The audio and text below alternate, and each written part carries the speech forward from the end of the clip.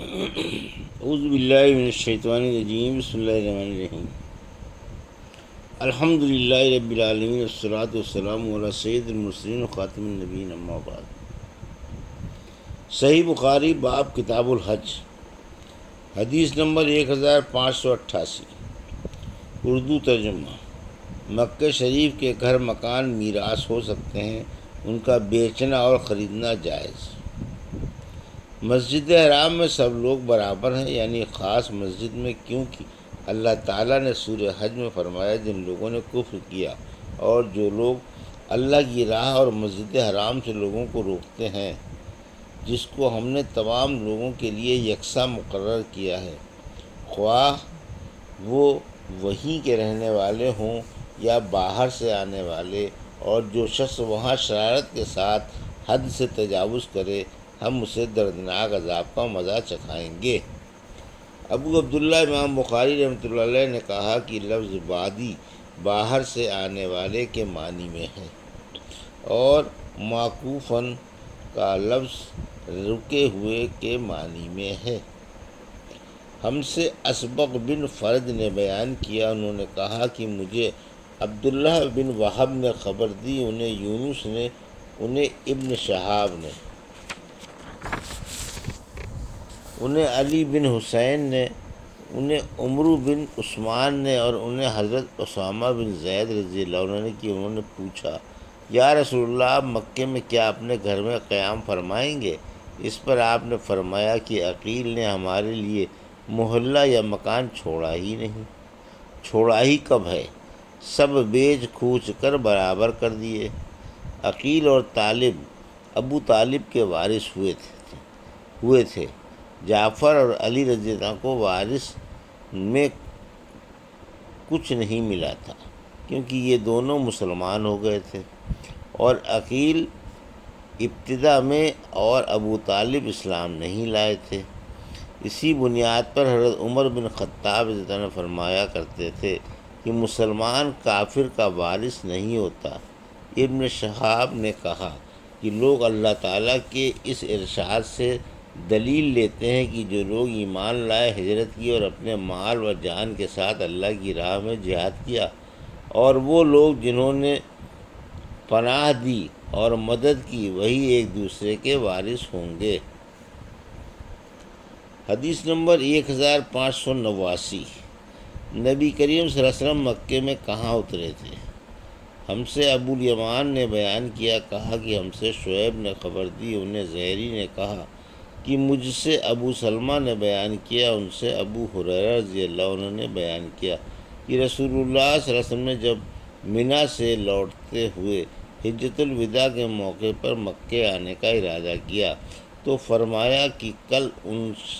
انشاءاللہ ہمارا قیام اسی خیف بنی کنانہ یعنی محصب میں ہوگا، جہاں قریش نے کفر پر اڑے رہنے کی قسم کھائی تھی۔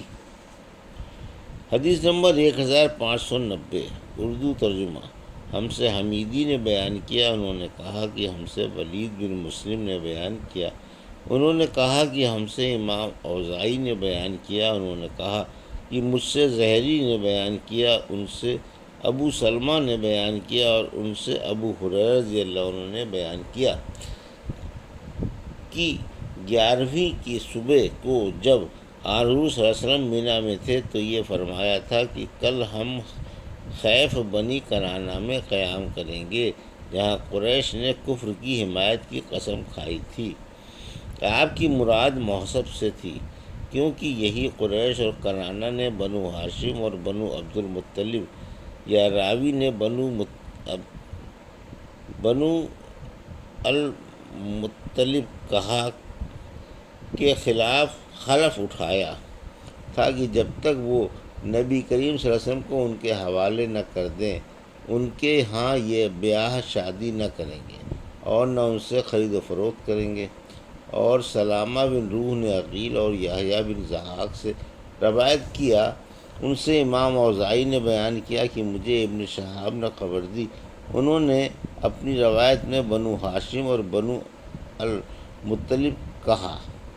ابو عبداللہ امام بخاری نے کہا کہ بنو المطلب زیادہ صحیح ہے۔ حدیث نمبر 1591۔ اللہ تعالیٰ نے سورہ ابراہیم میں فرمایا، اور جب ابراہیم نے کہا میرے رب اس شہر کو امن کا شہر بنا اور مجھے اور میری اولاد کو اس سے محفوظ رکھیو کہ ہم بتوں کی عبادت کریں، میرے رب ان بتوں نے بہتوں کو گمراہ کیا ہے۔ اللہ تعالیٰ کے فرمان سے اللہ تعالیٰ نے سورہ مائدہ میں فرمایا، اللہ نے کعبے کو عزت والا گھر اور لوگوں کے قیام کی جگہ بنایا اور اس طرح حرمت والے مہینے کو بنایا۔ اللہ تعالیٰ کا فرمان ہے۔ ہم سے علی بن عبداللہ مدینی نے بیان کیا، انہوں نے کہا کہ ہم سے سفیان بن عینیہ نے بیان کیا، انہوں نے کہا ہم سے زیاد بن سعد نے بیان کیا، ان سے زہری نے بیان کیا، ان سے سعید بن مسیب نے بیان کیا، اور ان سے ابو ہریرہ رضی اللہ تعالیٰ عنہ نے کہ نبی کریم صلی اللہ علیہ وسلم نے فرمایا کہ کعبے کو 2 پتلی پنڈلیوں والا ایک حقیر حبشی تباہ کر دے گا۔ حدیث نمبر 1592۔ ہم سے یحییٰ بن بکیر نے بیان کیا، انہوں نے کہا کہ ہم سے لیث نے بیان کیا، ان سے عقیل نے، ان سے ابن شہاب نے، ان سے عروہ نے، اور ان سے عائشہ رضی اللہ عنہا نے بیان کیا۔ دوسری سند امام بخاری رحمۃ اللہ علیہ نے کہا، اور مجھ سے محمد بن مقاتل نے بیان کیا، انہوں نے کہا کہ مجھ سے حفصہ نے خبر دی، انہیں زہری نے، انہیں عروہ نے، اور ان سے ام المومنین حضرت عائشہ صدیقہ رضی اللہ عنہا نے بیان فرمایا کہ رمضان کے روزے فرض ہونے سے پہلے مسلمان عاشورے کا روزہ رکھتے تھے۔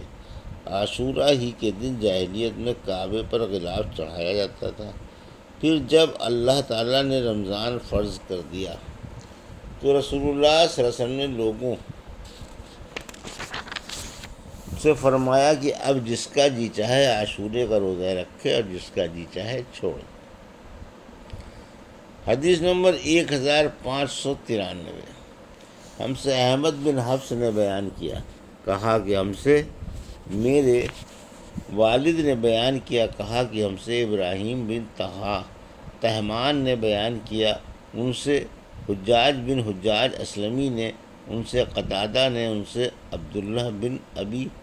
عتبہ نے، اور ان سے ابو سعید خدری رضی اللہ عنہ نے، اور ان سے نبی کریم صلی اللہ علیہ وسلم نے فرمایا، بیت اللہ کا حج اور عمرہ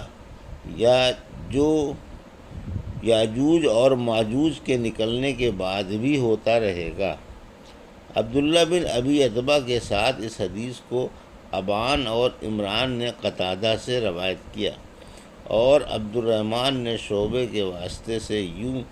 بیان کیا کہ قیامت اس وقت تک قائم نہیں ہوگی جب تک بیت اللہ کا حج بند نہ ہو جائے۔ امام بخاری رحمۃ اللہ علیہ نے کہا کہ پہلی روایت زیادہ راویوں نے کی ہے، اور قتادہ نے عبداللہ بن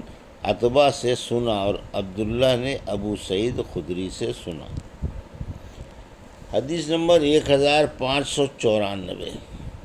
کعبے پر غلاف چڑھانا۔ ہم سے عبداللہ بن عبد الوہاب نے بیان کیا، کہا کہ ہم سے خالد بن حارث نے بیان کیا، کہا کہ ہم سے سفیان سوری نے بیان کیا، کہا کہ ہم سے واصل اہدب نے بیان کیا،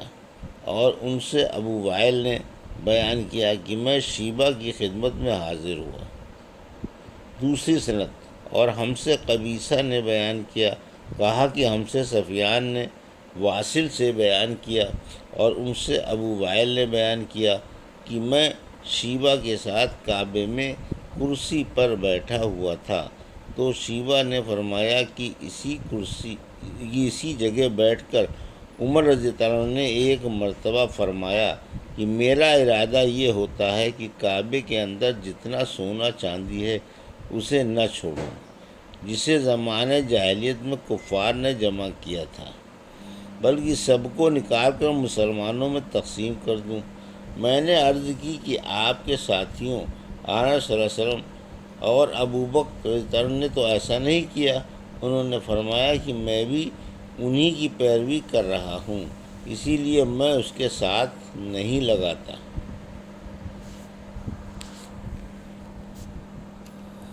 یہ تھی صحیح بخاری باب کتاب الحج کی حدیث نمبر 1588 سے 1594 کا اردو ترجمہ جو ابھی آپ نے سماعت فرمایا۔ اللہ سے دعا ہے کہ اللہ ہمیں ان حدیثوں کی صحیح سمجھ عطا فرما اور ان پر عمل کرنے کی توفیق عطا فرما۔